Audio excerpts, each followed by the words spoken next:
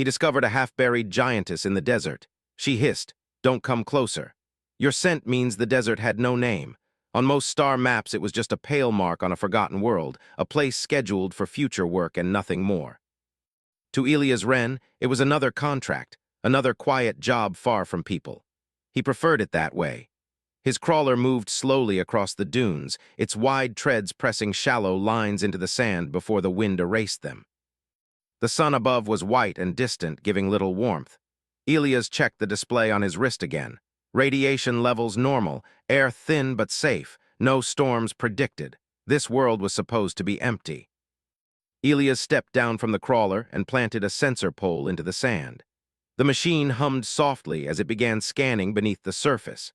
He wiped sweat from his brow and looked out across the horizon. The desert stretched forever, broken only by low stone ridges that looked like the bones of something long dead. He had done this work for years. Scan, mark, move on. Nothing ever surprised him anymore. The sensor beeped. Elias frowned and leaned closer to the display. The reading made no sense. Heat deep underground, but not like magma. It was organized, layered, almost patterned. "Faulty," he muttered. He reset the scan and waited. The beep came again, louder this time. Elias straightened slowly. His training told him to log the anomaly and leave. His curiosity told him to double-check.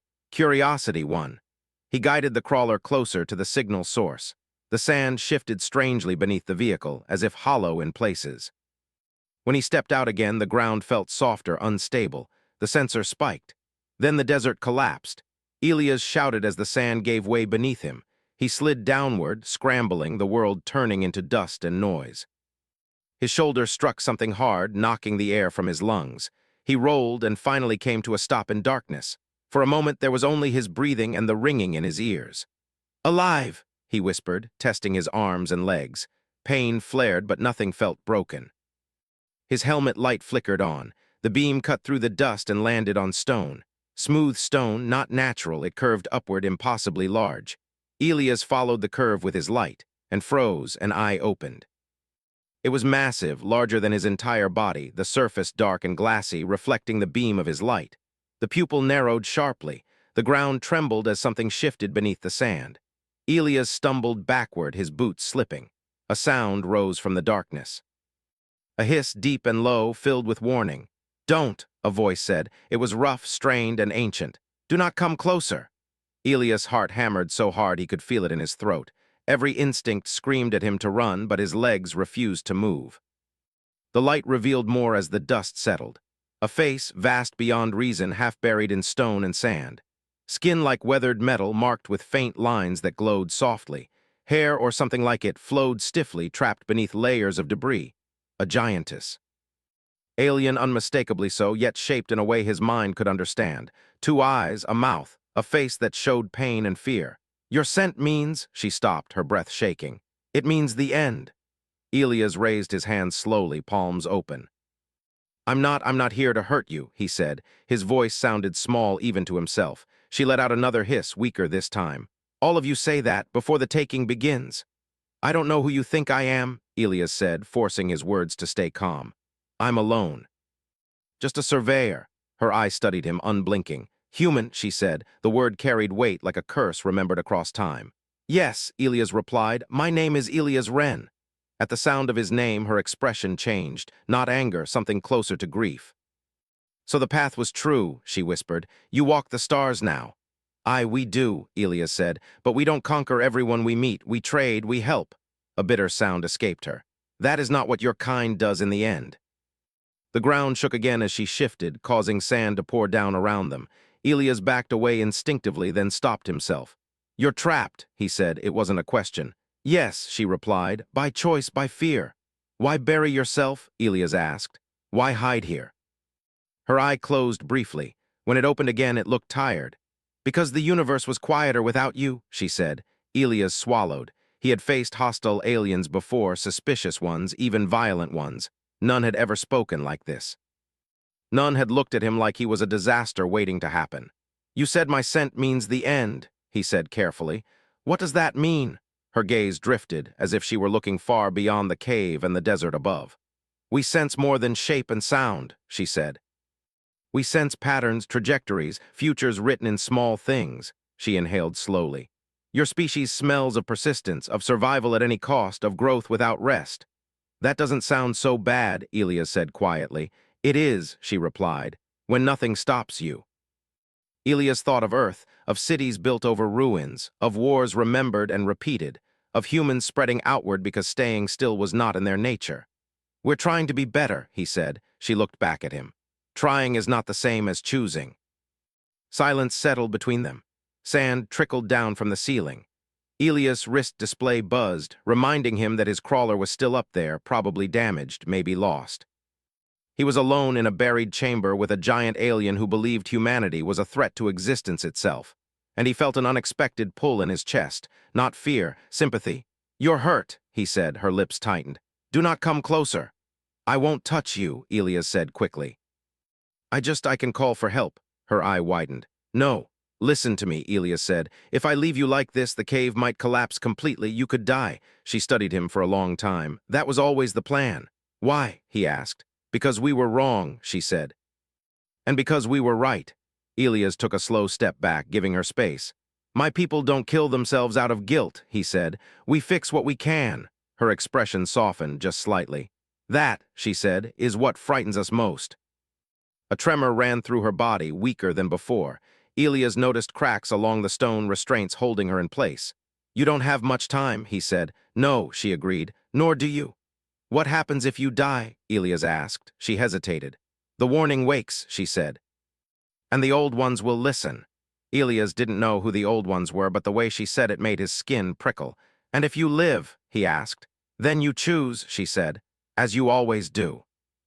Elias looked at the alien giantess buried beneath the desert, afraid not of him personally, but of everything he represented. Of humanity's future, moving forward whether the universe was ready or not. He activated his communicator. I'm calling this in, he said. I'm not leaving you. Her eye closed slowly. Then the story begins, she whispered. Elias stayed where he was even after ending the call. The communicator's light blinked softly, trying to connect with orbit, trying to tell the wider human network that something impossible had been found beneath the sand. For now, there was only silence. The giantess breathed slowly. Each breath made the chamber tremble. Fine dust fell like dry snow. You should leave, she said at last. Her voice was quieter now, tired. Your people will come, they always do. Yes, Elias said, but not to hurt you. She made a sound that might have been a laugh if it had not been so heavy with age. You do not need to want harm to cause it. Elias shifted his weight, sitting carefully on a rock so he did not look like he was advancing. His legs still shook, but he forced himself to breathe steadily. Panic would help no one. My name is Elias Wren, he said again. I scan worlds, I make maps so people don't get lost later. Her eye moved to him. You map what you intend to use. Sometimes, he admitted, sometimes we map to understand. She was silent for a long moment, then she said, My name is Sakarith. Elias nodded. It's good to meet you. The words sounded small in such a vast place, but he meant them. Sakarith watched him closely. You do not smell like fear, she said. I am afraid, Elias replied. I just don't think running will make this better. That is another thing about your kind, she said. You stand when others flee. Not always, Elias said, but often enough. The light from his helmet reflected off the lines on her skin. Up close, he could see that the glowing patterns were not decorations. They were scars. Old ones, who did this to you? He asked. We did, she answered, to ourselves. Elias frowned. Why? To hide, she said, to sleep, to wait. For what? For you. The word echoed in the chamber. Sakarith closed her eye again, as if remembering something painful. Long before your first cities, before your radios and rockets, my people studied the quiet paths of time. We did not see details, only trends, shapes of what might come. She inhaled slowly. And in those shapes there was always humanity. Elias listened without interrupting. You were fragile, she continued. Divided, loud, you fought each other endlessly. Many believed you would burn out quickly.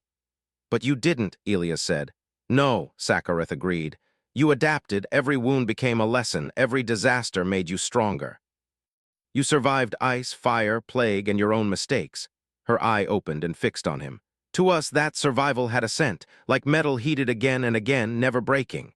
Elias thought of old stories from Earth, of humans crossing oceans in wooden ships, of rebuilding cities after collapse, of starting over again and again. We're stubborn, he said softly. Yes, Sakarith said, and stubborn things reshape the world around them. She shifted slightly, and Elias saw how deeply she was trapped. Stone ribs curved over her chest and arms, locking her in place. This was no simple cave-in. It was a prison built with care. You said you buried yourselves by choice, Elias said. All of you? Those who could, she replied. Others fled beyond the dark edges. Others argued. Some wanted to destroy you before you could grow. Elias stiffened. You could have wiped us out. Yes, she said simply, many times over. He felt a cold knot in his stomach. Why didn't you? Sakarith's voice lowered. Because ending a future out of fear poisons the present. We believed that if we survived by becoming monsters, then the universe would already be lost. Elias let out a slow breath he hadn't realized he was holding. So you hid, he said. Yes, she replied. We sealed ourselves away, spread across many worlds, sleeping. We hoped time would soften you or prove us wrong. And did it? Elias asked. Sakarith looked at him, really looked at him, as if weighing him against centuries of memory. I do not know yet. The communicator on Elias' wrist buzzed softly. A weak signal broke through. Static, then a voice. Ren, this is orbital control. We have partial data. Say again? Elias lifted his wrist. I found something alive, he said. Intelligent, ancient, buried. There was a pause, then carefully, is it hostile? Elias glanced at Sakarith's eye. No, he said, afraid. Another pause, longer this time. Stand by, the voice said. The signal faded. Sakarith watched him. You told them the truth. Yes, Elias said, the important part. That too is dangerous, she said. Why? He asked. Because your kind tells the truth even when it complicates things, she replied. You do not simplify the universe to feel safe. Elias smiled faintly. We tried that once, it didn't work. A deep rumble echoed through the chamber. One of the stone restraints cracked slightly. Sakarith winced. The seal is failing, she said. This body was not meant to wake alone. What happens if it breaks completely? Elias asked. The archive awakens, she said. The warning is sent. To who? Elias asked. To those who still listen, she replied. The ones who feared you as we did, the ones who will not choose hiding. Elias imagined fleets, ancient and powerful, turning their attention toward humanity, toward Earth. Is there a way to stop it? He asked. Yes, she said, by letting me die quietly. Elias shook his head immediately. No, Sakarith studied him. You would risk your entire species for one life? For a chance, Elias corrected. A chance to do this right. Her eyes softened. That answer is why you were inevitable. Footsteps echoed faintly above as drones began to arrive, lowering lights and scanners into the sinkhole. Human technology hummed against ancient stone. Sakarith hissed again, instinctively. They are close. They won't touch you without my say, Elias said firmly. I promise. You cannot promise that, she replied. I can try, he said, and that's not nothing. The chamber filled with light as a drone descended fully. Its sensors swept over Sakarith, then paused as if unsure what to do with something so vast. Elias stood between the drone and her face without thinking. Sakarith noticed. You place yourself in the path of your own machines. They listen to us, Elias said. Most of the time. Her voice dropped to a whisper. You are not what we expected. Elias looked up at her. Neither are you. Above them, human voices echoed, cautious, amazed, afraid.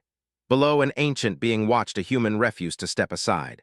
And somewhere between fear and hope, the future shifted just a little. The lights from the drones filled the chamber with a soft white glow. Shadows moved along the curved stone walls, making the place feel alive in a strange way. Elias stood still, aware that every movement he made was being watched, recorded, and judged by people far above the desert.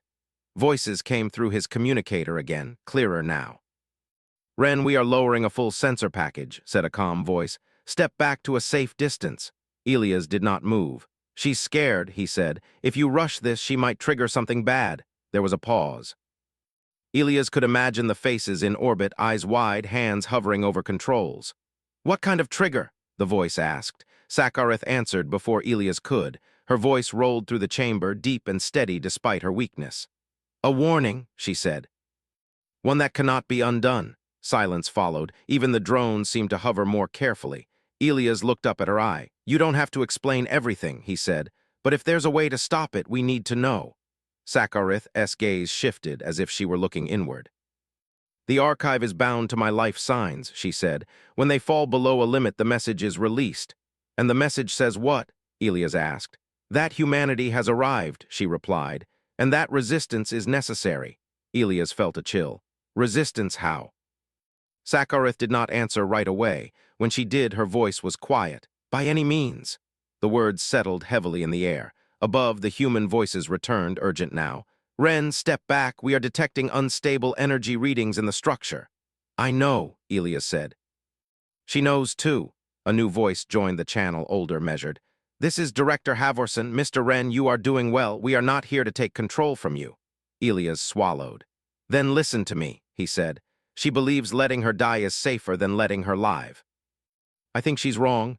And on what basis? Havorson asked. Elias glanced at Sakarith. Because she's still talking to us. Sakarith's eye narrowed slightly. That is a thin argument. Maybe, Elias said, but it matters.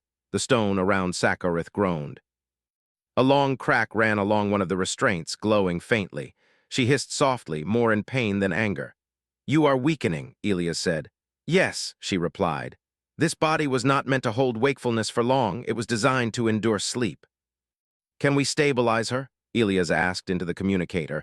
Engineers answered quickly, overlapping voices. Unknown biology. Structure too integrated. Risk of collapse high. Havorson's voice cut through. We can attempt reinforcement, she said, but we need time. Sakarith let out a slow breath. Time is what we removed from ourselves, she said. You cannot give it back so easily. Elias stepped closer despite her earlier warning, stopping well short of touching distance. Then let's use what time we have, he said. Tell us why your people were so afraid. Sakarith studied him. You already know the answer. Say it anyway, Elias said. She was silent for a long moment, then she spoke. You do not stop, she said. Other species find balance, they accept limits. You push against them until they break. That's how we survive, Elias said. Yes, Sakarith agreed, and survival becomes expansion, expansion becomes influence, influence becomes change. Change isn't always bad, Elias said. For those who control it, she replied. The drones adjusted their position, projecting images and data into the air. Elias barely glanced at them. His attention stayed on Sakarith. You looked into the future, he said, but you only saw one path. She tilted her head slightly. We saw many. They all bent toward the same shape. Then you missed something, Elias said, her eye focused sharply on him. What? Choice, he said. You saw what we could become if we kept going the same way. You didn't see what might happen if we learned. Sakarith's voice grew sharp. Learning does not erase nature. No, Elias said, but it can guide it. Another tremor ran through the chamber. Small stones fell, bouncing off Elias' boots. Above, warning alarms sounded faintly through the communicator. Director, Elias said, if we pull back now, we lose her. And if we push forward, we risk everyone, Havorson replied. Elias closed his eyes briefly, then he opened them and made his decision. Sakarith, he said, what happens if we free you? Her breath caught. You would awaken others, she said, some like me, some far less patient. And if we do, Elias asked. I die, she said, and the warning goes out anyway. Elias looked up at the massive stone ribs holding her. So doing nothing is the worst option. Yes, she said. Havorson's voice returned. Mr. Wren, are you suggesting full release? I'm suggesting we stop thinking like we're being tested, Elias said, and start acting like we're meeting someone new. There was a long silence on the channel. Then Havorson spoke again, slower now. Humanity has always been judged by what we do when afraid, she said. Proceed. Elias let out a breath. Thank you. The drones shifted their configuration, switching from scanning to structural support. Energy fields formed around the cracked restraints, slowing their decay. Sakarith watched in silence. You act as if this decision was easy. It wasn't, Elias said, but it was clear. Her eyes softened. That clarity is another scent, she said, one we did not predict. As the support stabilized the chamber, Sakarith's breathing eased slightly. The glowing lines on her skin dimmed, then steadied. You are buying time, she said. That's what humans do best, Elias replied. She studied him again, and this time there was something new in her expression, not fear, curiosity. Tell me, she said, why are you here truly? Alone on a dead world. Elias considered the question. Because I like quiet places, he said. They remind me that the universe is bigger than our mistakes. Sakarith was quiet. Then she said, if my people had remembered that, things might have been different. Above them, more ships entered orbit. Not warships, support vessels, medical platforms, observers. Humanity was arriving. Sakareth sensed it. "They are coming in numbers," she said. "Yes," Elias replied, "but not with weapons." "That too is unexpected," she said. Elias smiled faintly. "We learned the hard way that first contact sets the tone." The chamber held steady for now. For the first time since waking, Sakareth did not feel the pull of collapse. "You are changing the path," she said slowly. "Not by force, but by refusal." "Refusal?" Elias asked. "To be what we feared," she replied. Elias looked up at the giant being who had once seen humanity as an ending. "We're still figuring out who we are," he said. "Maybe this is part of it." Sakareth closed her eye, not in pain this time, but in thought. "Then," she said, "let us see where this choice leads." The desert above no longer felt empty. Ships hovered in the thin sky, their shadows sliding slowly across the dunes. Light poured into the sinkhole as more support platforms arrived, lowering equipment with careful movements. Nothing moved fast, nothing acted without pause. Elias stood near Sakareth's face, now surrounded by soft energy fields that held the cracked stone in place. The chamber no longer groaned with every breath she took. It still felt fragile, but no longer doomed. "You brought many," Sakareth said. "Yes," Elias replied. "Enough to help, not enough to threaten." She watched the machines work. "Your kind learns quickly," she said. "Or perhaps you remember quickly." "Both," Elias said. "We forget too, that's the dangerous part." Above them, a new voice came through the open channel, calm and steady. "Sakareth, this is Director Havorson of the Human Exploration Council. We wish to speak with you directly." Sakareth's eyes shifted upward, following the sound. "You speak from far away," she said. "Yes," Havorson replied. "Out of respect, we will not approach unless invited." A long silence followed. Elias felt it stretch, heavy with meaning. "You may speak," Sakareth said at last. Havorson did not rush. "You were afraid of us before we knew the stars," she said. "You chose hiding over destruction, that matters." "It did not feel like mercy at the time," Sakareth replied. "It felt like surrender." "Sometimes they look the same," Havorson said. "From the inside." Sakareth considered this. "Your people surprise me," she said. "Again and again." "That is not always a good thing," Havorson replied gently. A tremor ran through Sakareth's body, smaller than before. The energy fields adjusted automatically. "The archive stirs," Sakareth said. "It senses change." Elias looked up sharply. "Is that bad?" "Not yet," she replied, "but others will feel it. Old systems are waking, signals traveling where silence once ruled." Havorson did not hesitate. "Then we should speak before others decide for us." Sakareth's eye returned to Elias. "You trust them," she said. "I do," Elias replied. "They trusted me." That seemed to matter to her. As if responding to her thoughts, the chamber lights dimmed briefly. A low hum filled the air, deeper than the drones, older than the stone. Sakareth inhaled slowly. "They are listening now," she said. "Who?" Elias asked. "The Watchers," she replied. "Remnants, observers, those who feared what you would become." The hum grew stronger. Faint shapes appeared in the air, projections forming from nothing. Tall figures, vast structures, patterns of light that suggested minds rather than bodies. Elias felt very small. "These are not weapons," Sakareth said, sensing his tension. "They are eyes." Havorson's voice remained steady. "Then let them watch." The projections shifted, focusing on Sakareth, then on Elias, then on the human machines holding the chamber together.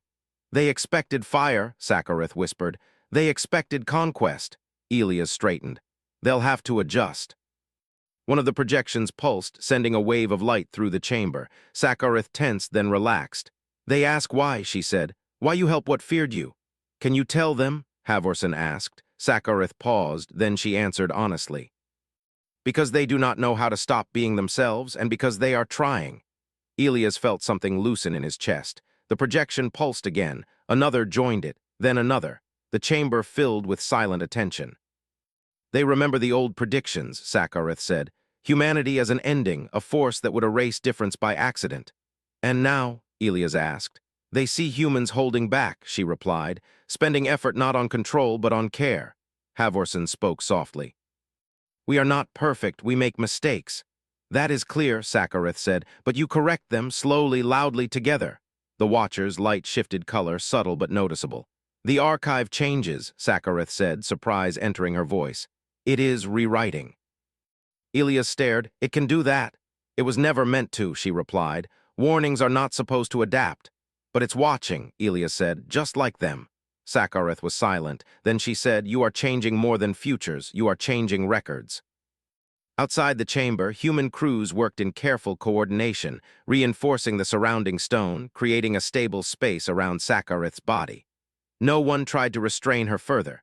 No one pointed weapons. The Watchers saw all of it. One projection brightened and Sakareth flinched as information flooded through her. She gasped, then steadied herself. They are asking a question, she said. What question? Elias asked. Are you dangerous? She replied. Elias laughed once, short and tired. Yes, he said. But not like they think. Halvorsen added, we are dangerous to silence, dangerous to stagnation, dangerous to fear that never gets challenged. Sakareth looked at Elias. You answer fear with motion, she said. We answered it with sleep. Sleep feels safe, Elias said. Until the world changes around you. The projections dimmed slightly, as if in thought. They are withdrawing, Sakareth said slowly, not retreating, observing from farther away. That's good, Elias said. It is unprecedented, she replied. The hum faded, leaving the chamber quieter than it had been since her awakening. Sakareth released a long breath. You have bought more than time, she said. You have bought doubt. Halvorsen allowed a hint of relief into her voice. Doubt can be healthy. For those willing to live with it, Sakareth replied. Elias leaned against a support strut, suddenly exhausted. So what happens now? Sakareth looked down at him. Now I heal, she said, and then I speak. To who? Elias asked. To my kind, she said. To those still sleeping, to those hiding, to those who ran. Halvorsen was silent for a moment. And what will you tell them? Sakareth did not answer right away. She studied the human machines, the careful hands, the patience written into every movement. I will tell them, she said at last, that humanity arrived not as a storm but as weather, constant, unavoidable, capable of destruction, yes, but also of shelter. Elias smiled faintly. The energy fields strengthened as deeper systems came online. Sakareth's breathing grew steadier. Color returned to the glowing lines along her skin. You smell different now, she said suddenly. Elias looked up. Good or bad? Uncertain, she replied. Like a path not yet walked. I think that's our natural state, Elias said. She closed her eye again, resting. Then perhaps the universe must learn to live with it. Above the desert, ships held their position, not advancing, not leaving. Waiting. For the first time in a very long time, the galaxy was not preparing for humanity's arrival. It was preparing to understand it. The desert was changing. It was not fast and it was not loud, but it was real. Around the sinkhole, human teams had built a wide support ring, careful not to disturb the land more than needed. The sand no longer collapsed. The ground no longer trembled with every breath Sakareth took. For the first time since she had awakened, she was not afraid of falling apart. Elias stood on a raised platform near her shoulder, looking up at her vast form. The energy fields were thinner now, less urgent. Her breathing was steady. The glowing lines along her skin were brighter, flowing in patterns that looked less like scars and more like rivers. You are healing, Elias said. Yes, Sakareth replied, slowly, properly. That's our favorite kind, Elias said. Slow progress that sticks. She watched him with one open eye. Your people have remained, she said. They could have left guards and gone. They won't, Elias said, not until you're safe. Even though I once feared your extinction would save the universe, she asked. Especially because of that, Elias replied. Above them, Director Halvorsen's image appeared, projected softly in the air. She looked tired but calm. The Watchers have gone quiet, Halvorsen said. Not gone, listening from a distance. Sakareth nodded. They are reconsidering, she said. That alone is a victory. Halvorsen inclined her head. We would like to hear you speak when you are ready. I will, Sakareth said, but first there is something you must understand. Elias shifted, sensing the weight in her tone. My people believed warnings preserved life, Sakareth continued. But warnings freeze the future, they lock possibility into fear. And now? Halvorsen asked. Now the archive has changed, Sakareth said. It no longer declares you an ending. Elias felt his breath catch. What does it say? Sakareth closed her eye briefly, listening inward. It names you a turning point. Silence followed, not the tense silence of danger, but the heavy silence of meaning. Halvorsen spoke first. That is acceptable. Sakareth let out a low sound that might have been amusement. Your kind does not seek approval, she said. You seek direction. That's true, Elias said. We move first and argue later. Sakareth's gaze softened. That is why you will always be ahead of those who wait for certainty. Over the next days, the chamber became a meeting place. Not a courtroom, not a battlefield, a space where voices traveled carefully. Sakareth spoke to her kind through ancient systems that hummed to life for the first time in ages. Across hidden worlds and deep shelters, others like her stirred. Elias listened as translations flowed through his earpiece. We hid because we feared change, Sakareth said to them. But change found us anyway. Humanity did not come to erase us, they came to be themselves. Some voices answered with doubt, others with anger, some with quiet relief. They will not stop, Sakareth continued. Not out of hunger for control, but because stopping feels like death to them. If we fear that, we must learn to live beside it. The responses were not unified, but they were real. For the first time, her people were not speaking from inside fear alone. Elias watched her as she spoke, realizing something important. Sakareth was no longer a prisoner. She was a bridge. Later, when the transmissions ended, Elias sat near the edge of the chamber, boots dangling over sand that no longer shifted. You changed history, he said quietly. So did you, Sakareth replied. I just stayed, Elias said. She looked at him. That is what changes history, she said. Those who stay. Above them, human ships began to leave orbit one by one, not all of them. Just enough to show trust, Sakareth noticed.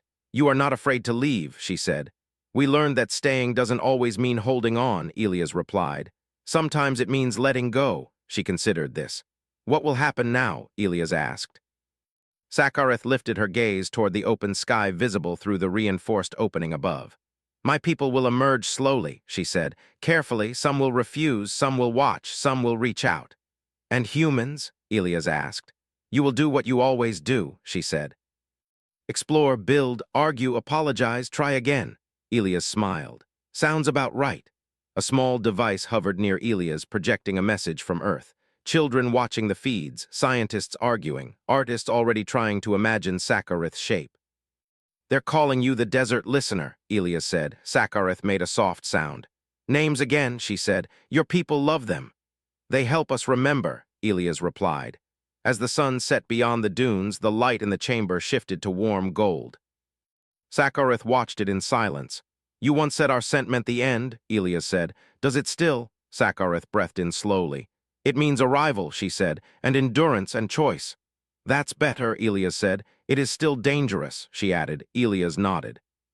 So are we. Sakareth lowered her head slightly, a gesture that felt like respect. Then perhaps the universe will finally move again.